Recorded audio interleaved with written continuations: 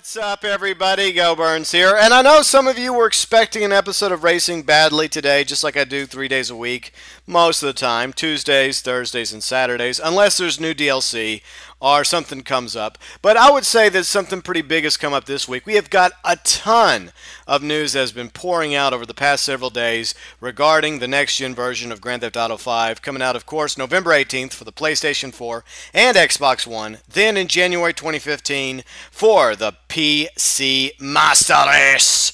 Hell yeah, that is going to be so awesome. I can just imagine all the sweet mods that are going to be made for the PC version. Maybe even the a conversion system, to commemorate Back to the Future 2. That would be sweet! So I decided to go ahead and not do Racing Badly today because I feel like my regular content has been getting neglected because of the new stuff, the new features, the new information coming out, courtesy of IGN, CVG, GameSpot, and others. So, new Racing Badly will air on Saturday. I give you my word. Anyways, let's break down what we know so far. But first, let's talk about some new things as well. We're going to mix it all together because even though we had 2 articles already from IGN, 2 exclusive articles, chances are there's probably going to be a third one today or tomorrow. So that means even more 4.1, even more info about Grand Theft Auto 5 coming out within a few hours or perhaps sometime tomorrow. So it just feels like the floodgates have been completely opened. Like we went from a dry spell, a drought of info, where we got nothing, to now it's just monsooning on us like crazy. But anyways, let's get into some new information. This one came out yesterday afternoon from GameSpot. Grand Theft Auto 5's special PlayStation 4 DualShock 4 features revealed. Change your weapon or the radio station using the controller's touchpad, which lights up red and blue when you're wanted. Now, I touched up a little bit on the features that are going to be involved in the DualShock 4 exclusively for the PS4 yesterday in the IGN article I covered, which is Leaping the Generation Gap. I spent like 20 minutes on that. Damn. But it was a lot of fun, and there was a lot of information in there as well, so feel free to go back and watch that video. Plus, I had some awesome screenshots from IGN and CVG. And I've been doing trailer commentaries the past couple days. I'll continue doing that as new trailers come out. But back on topic, the PlayStation 4 version of the upcoming open-world game, Grand Theft Auto 5, will include its own unique and exclusive functionality in the form of the special DualShock 4 features, according to Gizmodo. Now, here they are. Access Grand Theft Auto Online's interaction menu by holding down the DualShock 4's touchpad. Police calls and police radio sounds will emit from the DualShock 4's speaker. You can swipe the touchpad up or down to change weapons. You can swipe the touchpad left or right to change the radio station. And finally, the DualShock 4 light bar will flash red and blue, as we mentioned, when you have a wanted level.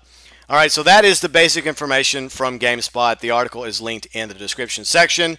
Now, here's what I know so far. And some of this stuff you may already know, but some of this stuff you may not know. I just thought we'd try and put it all together, compile it, and go through it as quickly and as efficiently as we can. First off, the obvious information. The increased draw distance, you already know about that. It's going to run on 1080p with 30 frames per second. Some people are kind of concerned about that, but everybody that's played the game so far for the PlayStation 4 and Xbox One says not to worry, it still looks awesome. Of course, it's coming out for the PlayStation 4 and Xbox One November 18th, and of course, when it comes out to PC in January 2015, it's going to run on 4K, so it'll be 4K compatible. That's really cool. A big question some of you have been asking me is concerning the money of your Grand Theft Auto Online character. Now, we haven't had an answer, and I didn't have an answer yesterday evening until I went and looked for it. Fortunately, I was able to find it. And as most of you know, you're going to be able to transfer your character over from either the Xbox 360, the PlayStation 3, to any of the next-gen consoles, be it the Xbox One, the PlayStation 4, or if you want to wait till January for the PC. And you'll be able to transfer almost anything.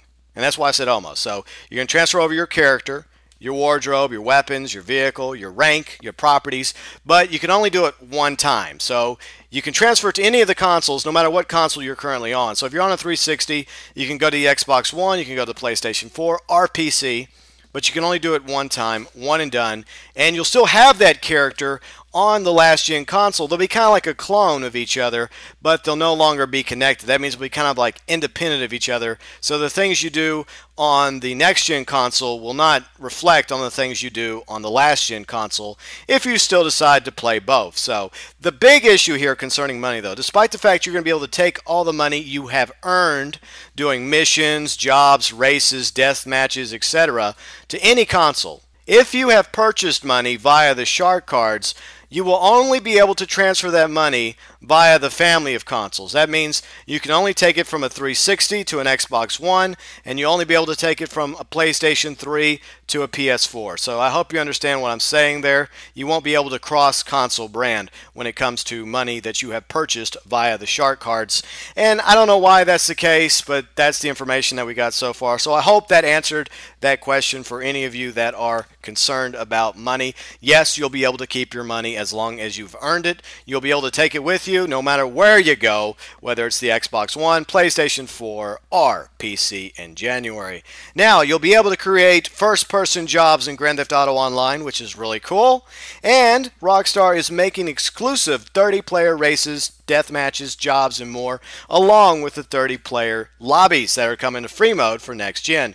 And rumor mill has it that Heist is finally coming. After we've been waiting and waiting and waiting, apparently it's going to be in December, according to a gaming group out of Germany, somewhat reputable. So that's possible going to be the DLC coming out in December. Hopefully, it's going to be for all the platforms. Rockstar has said that on numerous occasions that they're going to continue adding new content all across the board for last gen and next gen. And since they promised Heist since the beginning of Grand Theft Auto Online launched last year, October 2013, hopefully they will keep their word and have a Heist version for the Xbox 360 and PlayStation 3 gamers, and not screw them over, because that would really suck. That would be bad PR on Rockstar's part. Though I could imagine that the next-gen version of Heist will probably have a lot more bells and whistles, and the other version will be a little bit watered down. But at least Heist is finally, hopefully, coming by the end of the year or decade. Moving on, there's obviously going to be an improved mini-map. We talked about that when we went over one of the trailers the other day, and I've been doing trailer commentaries. I really enjoy doing that, by the way, breaking down the trailers for you as we watch them together. And I noticed that the map on the bottom left-hand corner has been updated. It has more of a 3D vibe to it, which is really, really cool. And plus, there's going to be more vehicles and NPCs on the road. And also, DLC vehicles are going to spawn. You won't be able to keep them in Grand Theft Auto Online, but you will probably see other NPCs driving around: a Huntley S, a Zantorno, a Warner, and a Glendale, and all the other vehicles that have come with previous DLCs. And that also brings up the next topic. All the DLCs that have come out over the past year for last gen will automatically be open and available for the next-gen versions of Grand Theft Auto Online, including your ability to purchase items that came with the Collector's and Special Edition, like some vehicles, like that hot rod that's really cool looking, a hammer, or the crappy bullpup shotgun if you want it, and if you didn't get it for Special or Collector's Edition last year, you'll be able to do so this time around. I would recommend the hammer. It looks cool. Or I would get the hatchet. Speaking of hatchet, there's going to be some exclusive items coming for returning players. That's right. If you played the Xbox 360 or PlayStation 3 versions of Grand Theft Auto 5 and online, and you're coming back for more for next gen, you're going to get some perks, including the hatchet, which will hopefully be in Grand Theft Auto Online, along with all this other stuff, including the Duke of Death, the Railgun, the Kraken Sub, the Zero Blimp, which is supposed to be faster and more maneuverable than the Atomic Blimp, the Marshall Monster Truck, the Dodo Seaplane, and some murder mystery missions with Michael. This is for, of course, returning players that played on the previous console. Of course, in order to do that, you have to have a Rockstar social account. So I'm sure most of you already have that, by the way. Now, moving forward, as a lot of you know from yesterday, we talked about how Rockstar spent the last 12 months rebuilding this game from scratch, adding thousands of new animations, vehicles, interiors, injuries, wounds, bullet holes for your characters. Plus, you're going to see all sorts of crap now in the vehicles, not just, working functional gauges and dials, as well as the radio being on or off. Like, for example, they mentioned something about looking inside Trevor's truck, which I would not recommend doing. I mean, who knows what the hell is going to be laying down there on the passenger side. I can only venture to guess what's inside Trevor's truck. But anyways, they're also going to have the ability, obviously, to switch back and forth from third person to first person, which is really, really cool. That's going to bring a lot of new gamers on board that love first person mode, like from Call of Duty and Battlefield. Very similar to Skyrim. I always mention Skyrim because it's such a phenomenal game, and that is a game that allowed you to switch back and forth. You could play it in first person, you could play it in third person, or you could just go back and forth and do it whatever way you want. Plus, you're going to be able to basically customize the way you play. You can drive in first person if you want to. You can run around and shoot and kill in third person. You can duck and cover in third person. You'll be able to customize it. Plus, there's going to be various controller customization as well. So a lot of you coming on board from Call of Duty and Battlefield, you're going to be able to make it, handle very similar to how you do in those games.